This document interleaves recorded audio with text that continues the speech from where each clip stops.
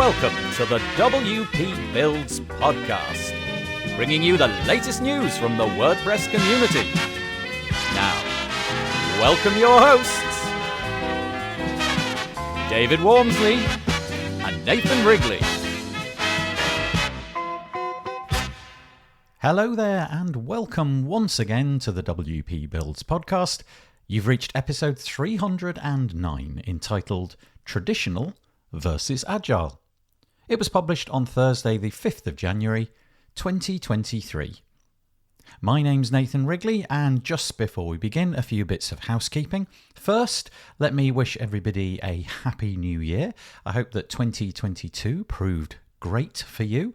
I hope that you managed to do all the things that you wish to do, but that's probably not the case because 2023 no doubt has got some new possibilities, some new adventures to be had, and I wish you and your team and your family the best of success and happiness during 2023.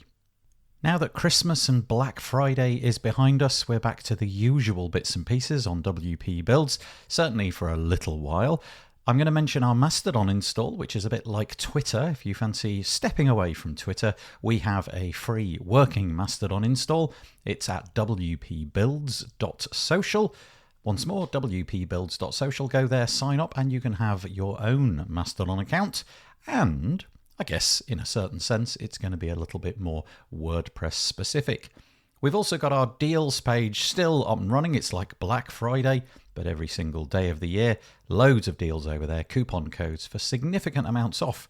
Things like plugins, themes, blocks, and so on. You can find that at wpbuilds.com/deals. And if you fancy subscribing to keep updated with what we're doing over on WP Builds, we've hopefully got some new and fresh, interesting ideas for 2023. You can subscribe at wpbuilds.com/subscribe, and we will email you as and when we produce some new content. The WP Builds podcast was brought to you today by GoDaddy Pro. GoDaddy Pro, the home of managed WordPress hosting that includes free domain, SSL, and 24/7 support. Bundle that with the Hub by GoDaddy Pro to unlock more free benefits to manage multiple sites in one place, invoice clients, and get 30% off new purchases. You can find out more by going to go.me/WP Builds. That's go.me/WP Builds. And we really do thank GoDaddy Pro for their continuing support right through 2022 and 2023. It really does help keep the lights on. Okay, as I said at the top of the show, we're on episode number 309. It's one of the very last in our WPBB, or WordPress Business Bootcamp series. We are right at the end of Season 5, and this is Episode 5 of Season 5. And in theory, today, we're supposed to be talking about traditional, so waterfall, versus agile, different approaches to software development and how we might run our businesses. But we kind of go off on a bit of a tangent, and we end up talking a lot about dependencies and long-term support and all of those kind of things. As always, we're thinking about our mysterious Miss A client and her needs, and it's a really interesting topic. I hope you enjoy it. If you want to leave some comments, please do on the website, wpbuilds.com, and search for episode number 309. Or you could do it on our Facebook group, wpbuilds.com/Facebook. Anyway, it's a nice episode. Nice to get back in touch with David after a few weeks off. And I hope that you enjoy it. Hello and welcome to the penultimate episode in our Business Bootcamp series. Usually I say here, this is where we relearn everything we know about building WordPress sites and running a web design business from start to finish. But if you're joining us now, you probably need to go back a whole year to Season 1 because we're just at the very tail end now. So yeah, it's Season 5 that we're on. And with this one, we are talking about future-proofing. So in fact, there's two sides to this. There's kind of our tech-based business and maybe future-proofing our clients' sites. So Nathan and I, as usual, are taking contrasting approaches to get our businesses running and our first client site built. She's a lawyer with no previous site, and I'm assuming at this point we've probably built her site. Yeah, she's sick to the back teeth of us by this point, droning on about business and process and future-proofing and all of the seasons. Yeah, I'm imagining in my case, I know this is going to sound weird, but I'm imagining in my case, the site's been built and shipped, and I've probably, acknowledged that I may never hear from her again, which is not what you want to hear. Yeah, well, let's talk about this difference between these approaches we've been, arbitrarily taking, which is traditional and agile. So I would say, and this is why I like it really, is this future proofing is really the driver for the whole agile movement, because it started in, over 20 years ago now in software development, when change just seemed inevitable with the technology you was using. So trying to plan any of these things, guessing what your requirements might be before you've actually built it with no data or feedback on how it's working, given the change in technology, has led this movement. And it's taken 20 years and billions of pounds that have been lost in traditional projects, and it dominates in big tech, governments, all those kind of large corporations like banks and stuff. So, but here in web design, we're still very much with the traditional. Yeah, I guess some of us are, in that I would imagine that the traditional waterfall approach, where you propose, offer a contract, get the contract signed, build the site, ship the site, then that's that largely, until maybe you need something updating or something has broken.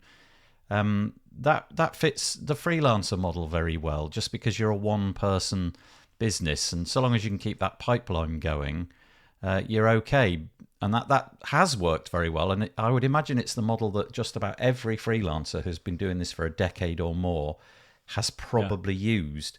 But you've during the course of this series elucidated a way that somebody who is a freelancer can now really embrace this and make it work for them. I think so. I mean, I don't think we're going to move away from the traditional, while clients, and they're our bread and butter, until they stop coming to us asking us how much for a website, this finished product, it's going to be difficult for us to move to an agile approach where we say, well, you know what, this is technology, it's going to change, it's going to be the vehicle for your ongoing marketing. We need a long-term plan with it, and that turn a lot of people off. I think there are ways around it, but I think that's why we still have traditional, because it doesn't make sense. Maybe it made sense 20 years ago when we used to write our own CSS and HTML, even before CSS, we owned the thing that we handed over, and it wasn't going to break, and they had it for as long as it suited their purposes. Now we're WordPress podcast, which is, an ever-changing system. It's agile itself. Yeah, we've built in the idea over the last 10 years. It's almost become like the mantra, sell big ticket items, the $10,000 website or whatever you want to call it, and then move on and do the next one. And the pricing around that just really probably wouldn't work well for Agile, because there isn't a moment where it's finished. But I do think it's a very persuasive argument, and I think you've laid it out really well, that, okay, you're going to spend less with us this year. So rather than give me £5,000, whatever it may be, to build the website and then say bye-bye, we're going to have, I don't know, maybe 2,000 over the next 3 or 4 or 5 years. And in that way, your profit is going to remain solid, but you're going to have this ongoing relationship. I must say, in many regards, it does seem like a very compelling argument.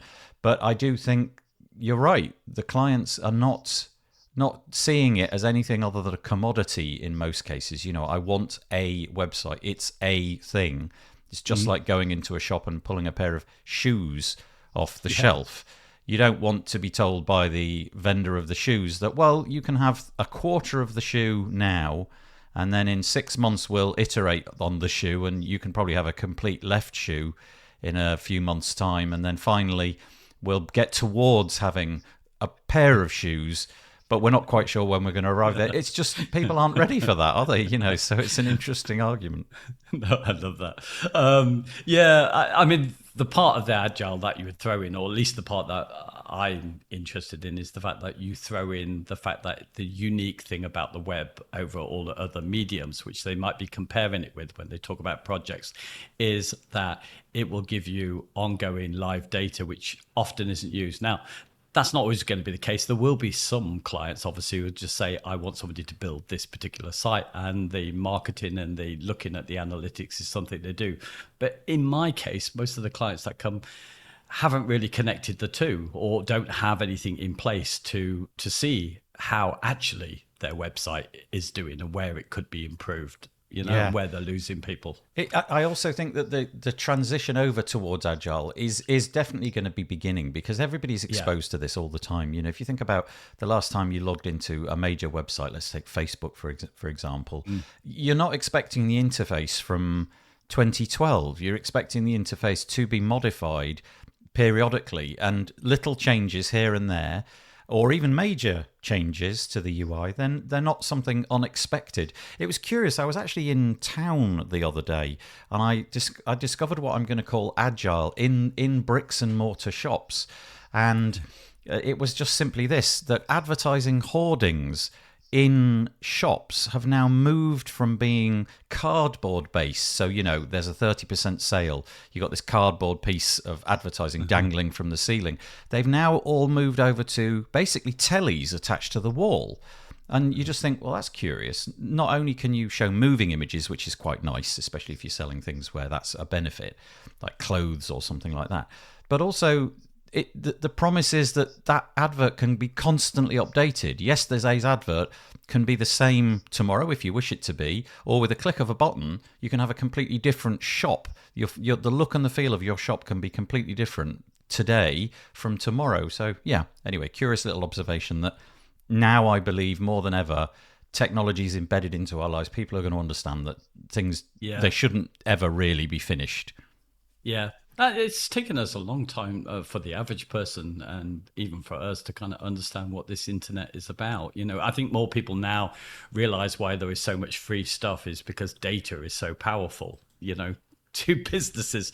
But, so I think more and more will realize that they have to think about how they will have some consistent way of measuring their own data about their performance online. So I think it will shift over time. Okay, interesting. Okay, so what's today's chat generally about then? Future-proofing, right?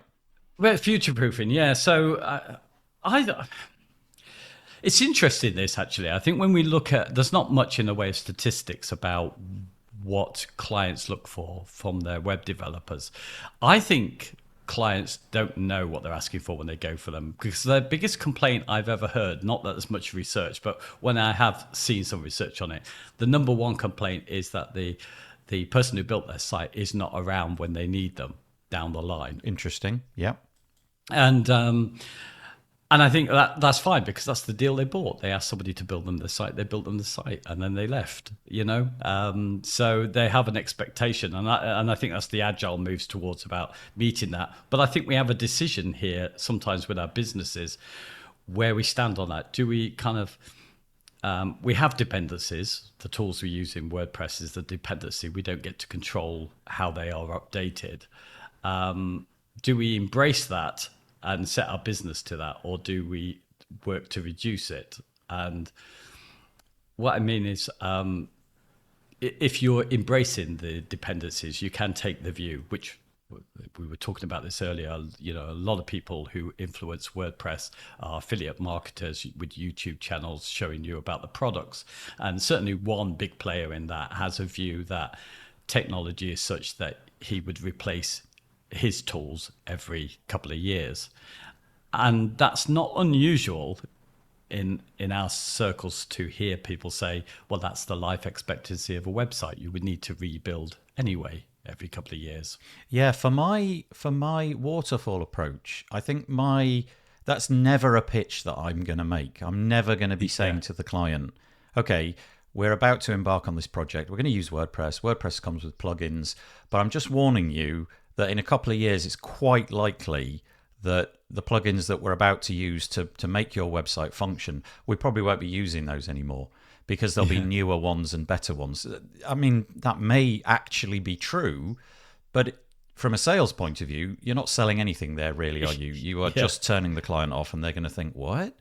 The wiser approach would be, here's a set of tools that we've used and we are pretty convinced have got a long shelf life. The business looks completely solid. It's been around for ages. The developers are trusted in the community. They write good code. It's been inspected thousands of times and all of that. Yeah. And 2 years from now, we might need to just sort of tweak things. Maybe there'll be better options at that point, but I'm sure that this suite that we're putting in now will be just fine going forward.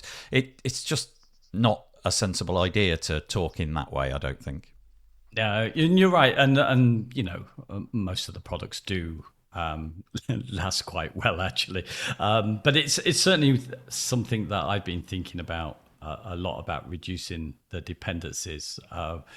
When there are, I mean, WordPress particularly, there's been such growth in it and such a move towards page builders and so much more ease for people who aren't technically minded to build their own sites, that there's a lot of change there.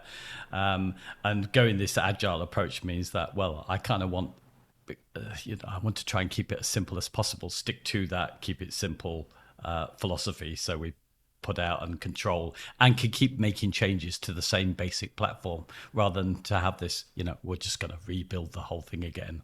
So definitely I've gone to reducing it where I think you can, sensibly embrace, because shall we just talk a little bit about what we might need to think about if we were, let's say Miss A's gone and she's coming back to you as a traditional builder. What do you think might damage your business if you say I can't do that? What problems might you have? Yeah, I think the biggest, usually the thing which drives the second or third build of the website isn't technology based. It's usually style or design based.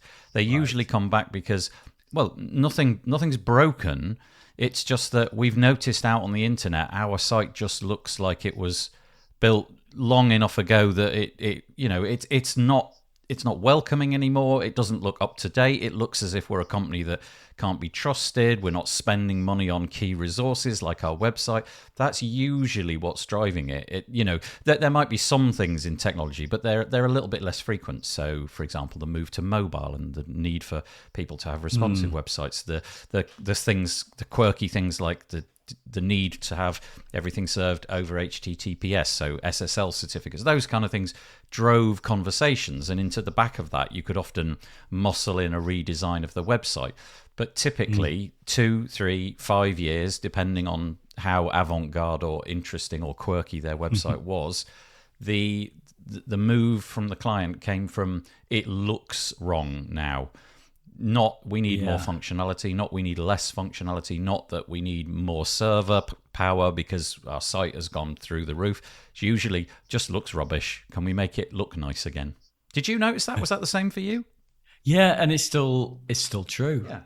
And I think, but do you not think it might be, that's always been true because that's how people have traditionally looked at their websites. Do you think there is an increase? I have not seen it personally. I just don't have enough clients but I hear of it from other people that clients are getting tuned into things like performance more. I think it's something that's out there because we're talking so much more about the net and performance that they're recognizing if their site's a bit slower. I think so because I think that that everybody's web presence has become such a crucial part of their business. Obviously, if you're into e-commerce, that's a no-brainer. If your website isn't performant, then you are going to lose sales because it's just slow and people abandon the cart. But I think more so than that, I think people are just now expecting everything online. And so every business needs a presence. And so everybody's kind of curious, much more curious about what it is that their website's doing. So customers want to know about performance because somewhere anecdotally they're in charge of the website and they've heard that performance is now a key thing. I don't quite know how this works its way, how these news stories and these technology things work out into the broader environment. Because I've had quite a few clients who really, they've got no interest in technology. Their business is utterly nothing to do with technology, and quite surprised by how knowledgeable they are. They've obviously done a bit of research and they ask some sensible questions. Perhaps they've got friends, or perhaps they've spoken to other agencies who've given them some advice. But it was quite normal for me to see an uptick in the interest, but also the knowledge that they could bring to bear, not around plugins and themes and what WordPress could do, but we want it to be SEO friendly, we want it to be put on green hosting, we want it to be performant, all of those kind of things. And I think that will get more and more important because we're using the internet more and more. People, you imagine the generation of people who are going to be customers in charge of websites and businesses in the next 5, 6, 10 years, whatever it may be. They literally were raised with iPhones in their hands. They have no conception of the world without technology. We'll be complete Luddites. Yeah, so I think that in the future, there'll be way more interest in this kind of stuff. And whether or not that spawns an interest in the technology stack, the things that are going on in the background, the approach to how the website is built. Does your company do Agile? Are you just going to do a price for the whole website? I think all of that's going to become much more important just because the customers are just going to be way more savvy. You cast your mind back to your first couple of websites, the ones that you did for money, not the ones that you did for friends. Like, how straightforward were those conversations? It was just, they basically wanted a website and you told them what to do and they said fine and paid for it. There's no way customers are going to separate, money from their wallet these days without real conversations and real discussions about what's going to be going on. Yeah, it's interesting. I do think, certainly performance is one where I think, because everybody who's a client knows somebody who's a tech person who will talk to them about the site, and plenty of them, have heard about performance and start giving you online reports of performance and stuff. So you're going with the traditional approach at least for this podcast.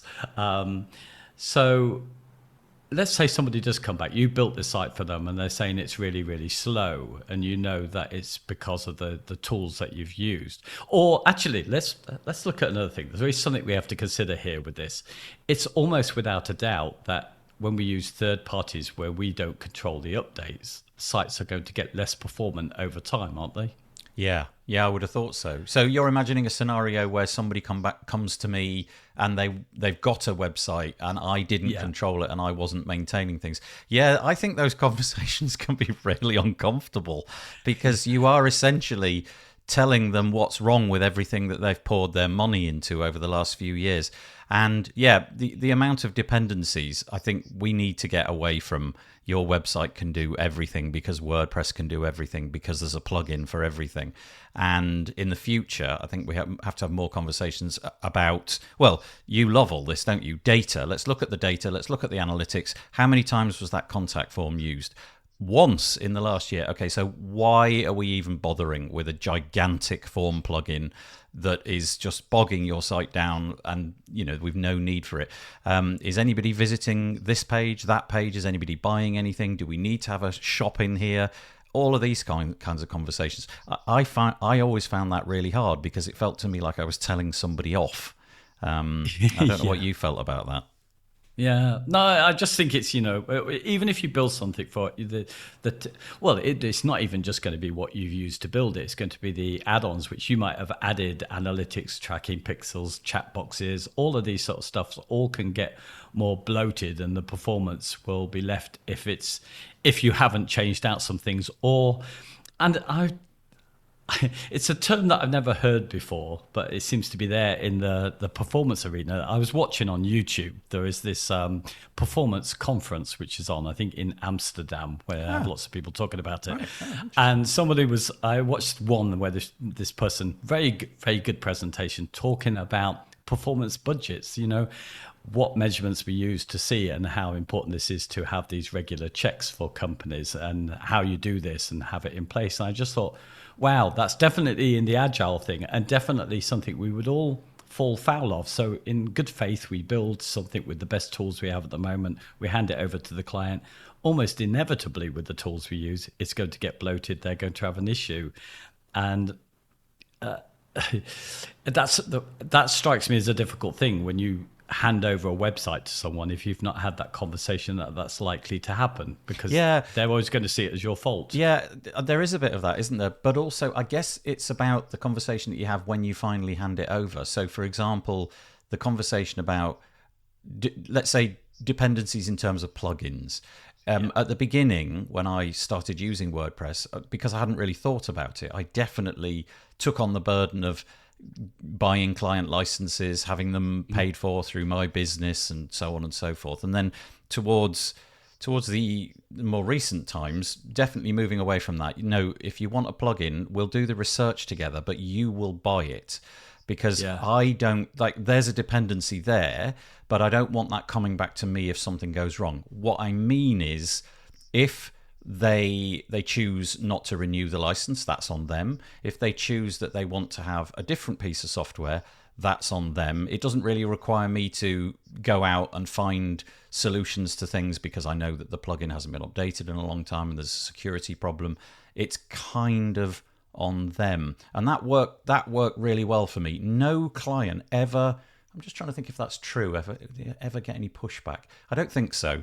No client ever really said, no, that's weird, you want me to buy things for my site, you're the developer. They could see the commercial transaction. Okay, you want to add this functionality, you want calendars, you want whatever, booking, you need to buy a booking plugin, and my level of expertise is not enough to build you a booking plugin, so we'll spend $100 a year, we'll buy one, but please know that it belongs to you and it doesn't belong to me.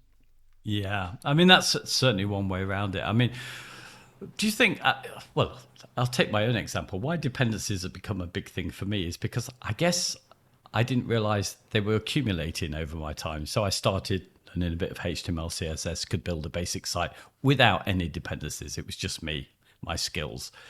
And I slipped into WordPress, not because it was some place that could build all these wonderful sites and have all these plugins. It kind of was, but it was really from the idea that at that time there was no way to get sort of dynamic content, and here was a tool which was fairly unchanging, where you largely controlled it, and those people with plugins who had done a lot of the PHP work for you. So it was a simple thing. You didn't realize you were taking on a dependency. You still felt back in the early days with WordPress that you were handing over essentially their site, something that was unmovable. So these things they've crept up on me over time. So this is different, isn't it? Because this is your dependency, not a dependency of the client. This is the sort of growing. Sorry, you carry on. Yeah. No. I mean, it's for both of us, really, isn't it? I mean, in some ways, there wasn't necessarily the dependency. It was the requirements of the clients to perhaps have stuff cheaper and quicker and to have more control over it. But the dependencies crept up on me because you didn't realize, because you relied on them more over time, partly for your building, but also to meet their increasing expectations as page builders took off more generally outside of WordPress. Yeah, I completely agree with that. I would imagine that there's an awful lot of people out there who've entered the WordPress space since WordPress page builders have come along, who never had a dependency on anything, and that is just the tool that they use. So they see it as the website building tool. Both you and I were into website building long before that, and so we had this approach of building things initially in tables. Then we started to write the HTML and probably use some sort of PHP to drag in include files and things like that. And then the magic of WordPress comes along, and I bet this is true for so many people. We just threw away our knowledge, or at least didn't keep it updated, didn't look for the new things that were coming around, because the tool was easily good enough to do everything that you needed to do. And I think that's still true of me. I think I am less adept, shall we say. Let's take CSS. I think my knowledge of CSS is worse now than it was a handful of years ago because of things like page builders. Is that a bad thing? I don't know. The ultimate enterprise for me is, can I put food on the table? And if the page builder allows me to put food on the table without the weight of learning all the new CSS bits and pieces, that's a good compromise. I can cope with that. But I don't know if ultimately that's a good thing because of the future. Maybe in the future it will be more important. You are very much at the minute are into flattening and making static websites, and you're going back into all that again. And it's interesting that not only have you discovered what you've lost, but you've also found, I think it's true to say, a newfound enjoyment in not having dependencies, in doing it all yourself. Yeah, exactly.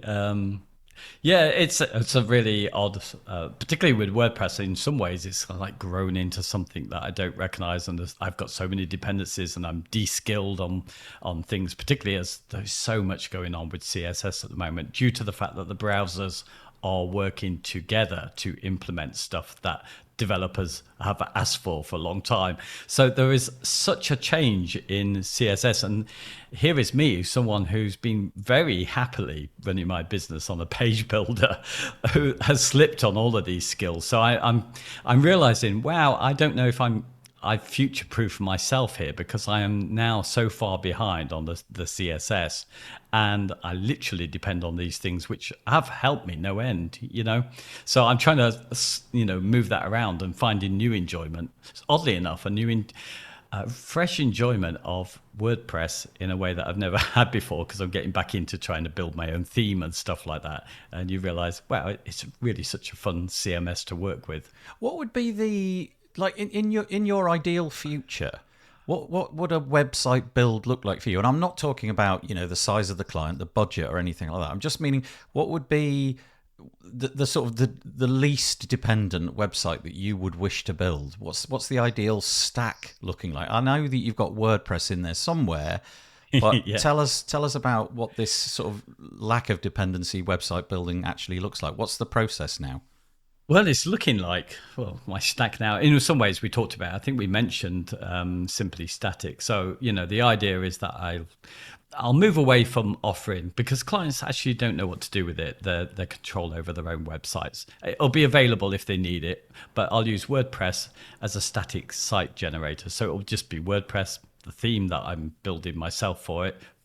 I'm not anybody with PHP skills, but there are so many there's so much out there in YouTube, people that will show you how to do it. There are wonderful tools we were mentioning before. There's a new one, WP Cody, which is part of WP Codebox, which has AI, which can help you to do this Cody stuff. So just basically WordPress, something for fields, because in a way, as a CMS, WordPress still was never really completed, because it never really dealt with custom fields very well. So ACF or something similar is always needed. But that's it, really. And then the rest is CSS. And for functionality, then I'll be looking for other APIs out there. So really, the only one that feels like it's essential is the simply static, because at some point, the WP Cody, which we should say is like an AI for writing code, you can type in. It's brilliant. You can type in English, you type in what you want a function to do, and it will spit out the code, which you can then deploy on your WordPress website. But at some point that could go. If it's done its job well enough, you could be sufficiently clever, if you like, to do that yourself. WP Codebox, and I guess that might need to stay, I'm not sure. But things like ACF and custom fields, okay, maybe they're essential as well. So you've got it down to just a handful of things. But the most essential of which feels like your custom fields plugin and this simply static, which flattens the website, which you can then send off to GitHub or wherever it might be to then be deployed onto your platform of choice. Is simply static going to be a dependency which you cannot live without? Well, that is the risk. It's not the only product out there. And there are non-WordPress products which will scrape the HTML and CSS in your site and present it. So probably not for what I'm using it. But also the other thing, and this may sound really stupid in a year's time. I might be regretting all I'm saying here. But the thing that makes everything feel comfortable to me again is that if it's a static site generator, which is on my computer, I don't need to upgrade to the next version of PHP if all the plugins decide they want to be something different or they decide that they close down.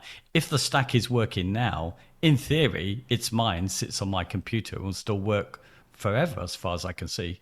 Yeah, I'm going to throw another one in that we mentioned last week as well. So we are kind of getting into last week's ground, but never mind. Form Spark or whatever it was called. Yeah. Was it Form Spark? That's probably one that Yes. you'd want to do as well. Yeah, I must admit, in the way that my sites are going to be built, where it's still being driven by, I don't know, Nginx or Apache or something like that, and the site, every time that a page is loaded, it's either from a cache or it's being generated on the fly. My dependency scenario is going to be way heavier than yours. I am going to need a form plugin with a license to cover all the sites. I am going to need a custom field solution. I am going to need, just a whole boatload of things. Every site will have a whole lot more. I feel my sites probably will be quicker to create because that's part of the promise of plugins, isn't it? But I do feel that when I put it up against yours, finally, I'm not sure. I think yours might win in terms of optimization because the ones that you're building at the moment are just breathtakingly fast. Yeah, and just building. I mean, there's no waste at all. Just taking on exactly what Google want. You introduced me to the term of coverance, which they look at, which is the unused code, which is being outputted onto a page, which Google's looking at. And I mean, Google's going a lot further now. I mean, with the Core Web Vitals, we are now moving on to the second paint. It's the interactivity that we will see that coming into SERP. So I'm sure performance is going to increase as a thing that we're all after. So the nice thing for you then is that with all of this, you don't really need to do a great deal of even plugins that you use. So long as they work now, you don't need to worry about like the due diligence of checking out companies quite so much. You don't need to, for example, let's say a forms. No, that's a bad example. Okay, any plugin. In the past, we've talked a lot about the fact that it's a wise idea to go look at the company website, go to the About Us page, figure out whether or not the plugin is being updated regularly, whether they've reacted to security updates, known vulnerabilities in their software, and so on and so forth. In many ways, you can really forget that. If it works as intended today, you're happy. Yeah, effectively. I mean, that's something obviously, I wouldn't, because I just don't have the PHP skills to write my own theme, but I've been able to do it. And normally I wouldn't want to put this out on a live site because I wouldn't know what security risks were in something I put together. But now I don't need to worry because it's only generating static output for me. So it can be junk code as long as it works to do the job I need it to do. So yeah, so it's quite an exciting new thing for me to realize that. And as you say, I mean, that due diligence, and in fact, perhaps the philosophy or the story behind the product and why people did it and who's it for was always something which I was so key to find to again, future-proof. I wanted to know that I was going to buy into a product that I would have a dependency on and that they were thinking along the same lines as me. I didn't want to buy into one that was going to change and keep adding lots of whizzy stuff I didn't want for my clients, against my will. So, but I don't actually, for what I'm doing at the moment, that's not become such an issue. Yeah, it's really interesting that how this conversation has changed over the last 3 years. Yes. We were both talking about really different things 3 years ago, and you've definitely been switched on to the whole leaner, more in my own control, easier for me to manage, easier for me to understand because I was responsible for building it, less tools, more knowledge, all of those kind of things. Yeah, it's really interesting.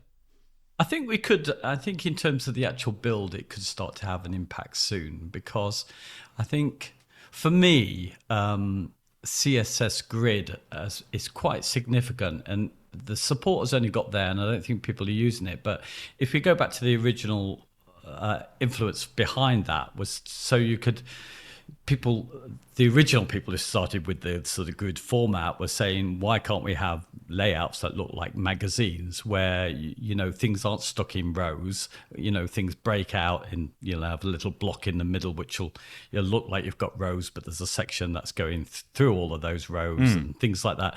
And that kind of design, simple design, because I think, the future of the web, we need to have more white space and present kind of the information more clearly, but it still needs to be original looking. So I think we'll move to that. And that is now very, very difficult to do if you set yourself with a builder which is working to Flexbox only, because it's only a one-dimensional thing. You work in rows with it, well, or columns.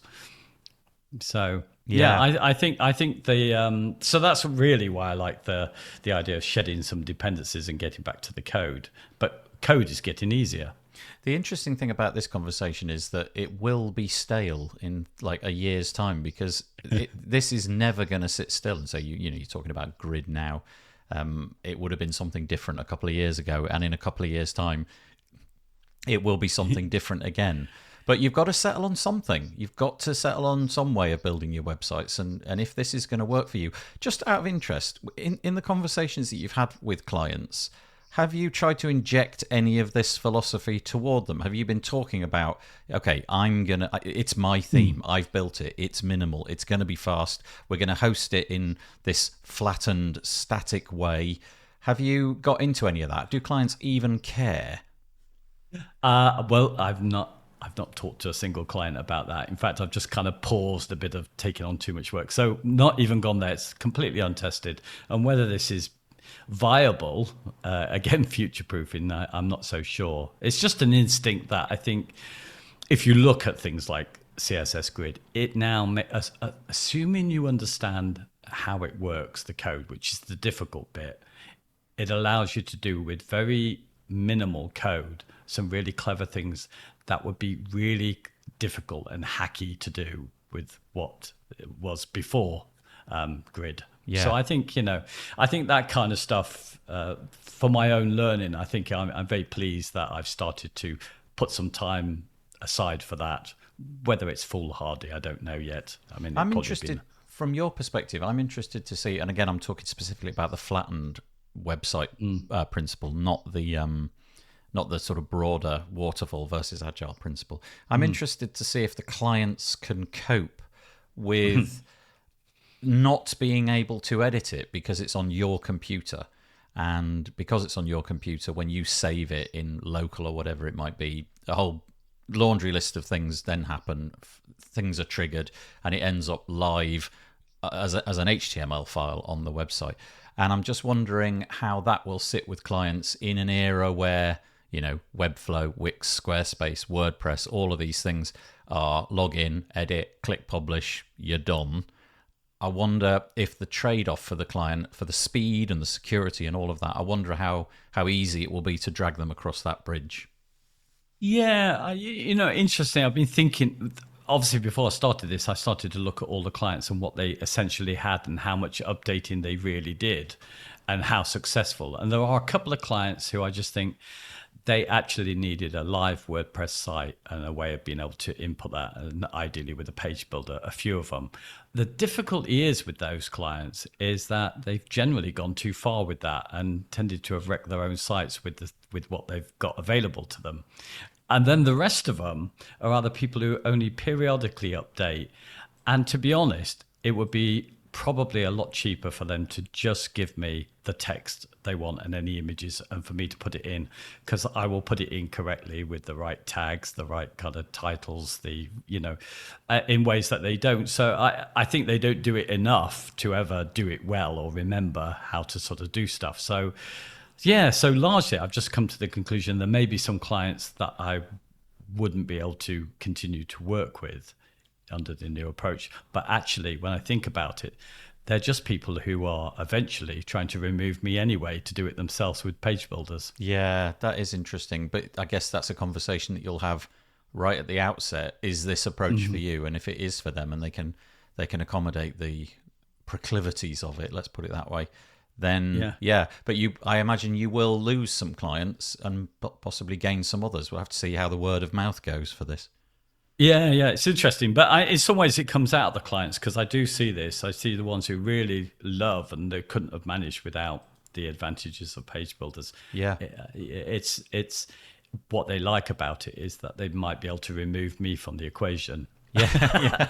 Well, do you know, I've never had that thought before, David. I've never wanted to remove you from any equation. How are we doing with this? Where are we at with this one? Do you think we finished? Have we got to go through long-term support, or are we done?